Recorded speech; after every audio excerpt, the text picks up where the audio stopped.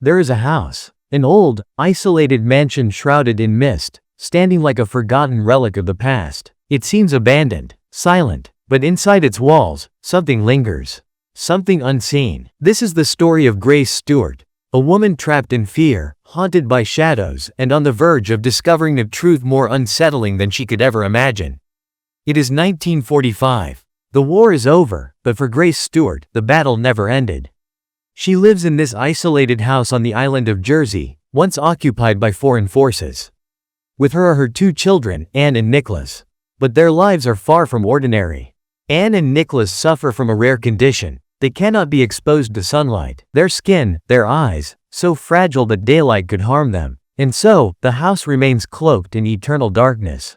The curtains drawn, the doors locked, a prison of shadows. But what if the real danger isn't outside, but inside? One day, three mysterious individuals arrive: Bertha Mills, an elderly housekeeper, Edmund Tuttle, a gardener, and Lydia, a mute young maid.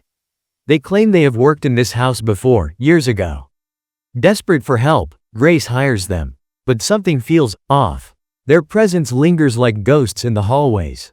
Their glances are too knowing, their silence too deep. There are moments when Grace feels watched, her every move observed by something unseen. Then, Anne starts talking about the others. A boy named Victor, his parents, an old blind woman. At first, Grace dismisses her daughter's words as childish fantasies. But then, the whispers begin. Doors creak open by themselves. Footsteps echo in empty rooms. The grand piano plays a single note in the dead of night. And in the stillness, something watches. Convinced that intruders have invaded her home, Grace searches every room, every shadow. But she finds nothing, except an old, forgotten album hidden in the storage room. An album filled with eerie photographs of the departed. Families dressed in their finest clothes, their vacant eyes staring back from the pages. Mrs. Mills explains, in a hushed tone, "These are remembrance photographs. A common practice, long ago, to honor those who had passed." But why is this book here? And why do the whispers only grow louder? Fear grips her. She is certain now. Her house is not empty.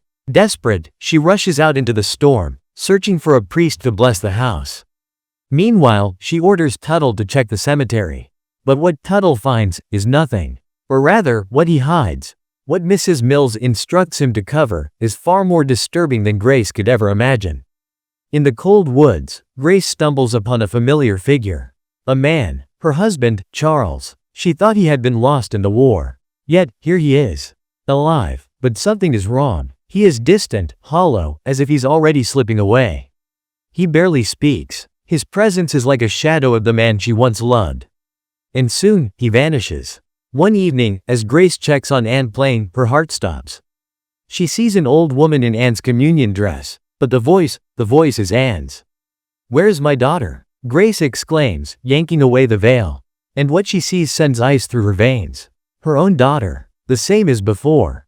Had she imagined it, or was the house playing tricks on her? Then one morning, a new horror unfolds. Grace wakes up to find the house flooded with sunlight. The curtains, the only shield protecting her children from the deadly rays, are gone. Panic overtakes her as she races through the house, searching for them. The windows are bare, the light piercing through every crevice.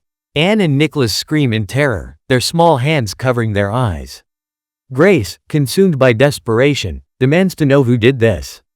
Her anger turns toward the servants, accusing them of sabotage. But they remain eerily calm, their expressions unreadable.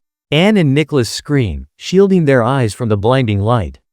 Grace is frantic. Who did this? Who betrayed them? Where are the curtains? She demands, her voice trembling. No answer. Her fury erupts. She banishes them, convinced that they are behind the cruel act. But something still doesn't feel right. The fear lingers. The presence in the house grows stronger. But that night, Anne and Nicholas uncover the truth.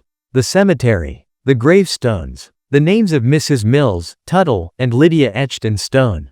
They have been gone for over 50 years. Panic rises in Grace's chest. How can this be? How could she not have known? Mrs. Mills returns with a chilling whisper. "You must talk to them." Grace follows the voices. To the attic. To the gathering. A blind woman whispers. A family sits around a table. And then, the truth is revealed. The family is alive. The whispers. The footsteps. The movement in the house. It wasn't ghosts. It was the living. Because Grace, Anne, Nicholas, they are the ones who remained. Long ago, in a moment of despair, Grace lost control and then everything changed. But in the darkness of her mind, she refused to accept it. She convinced herself they were still here. But now, the illusion has shattered. They are the lingering spirits. And the family, the intruders, were never the ones haunting this house. It was them all along. Victor's family flees, terrified of the unseen presence that roams its halls. The house is put up for sale again. But Grace knows the truth now. And she will never leave. She never can. Because this house belongs to those who stay. Outside, the wind howls through the trees. The mist curls around the house like a living thing. Somewhere inside, a door creaks. Footsteps echo faintly, disappearing into the shadows. And Grace, Anne, and Nicholas remain, forever trapped between the past and the present, between the living and the unseen, in the only home they have ever known. And so, the house waits, as it always has, for the next family, for the next whispers in the dark, for the next souls who will unknowingly step into the unknown, never realizing they are not alone. Because in this house, the unseen are always watching.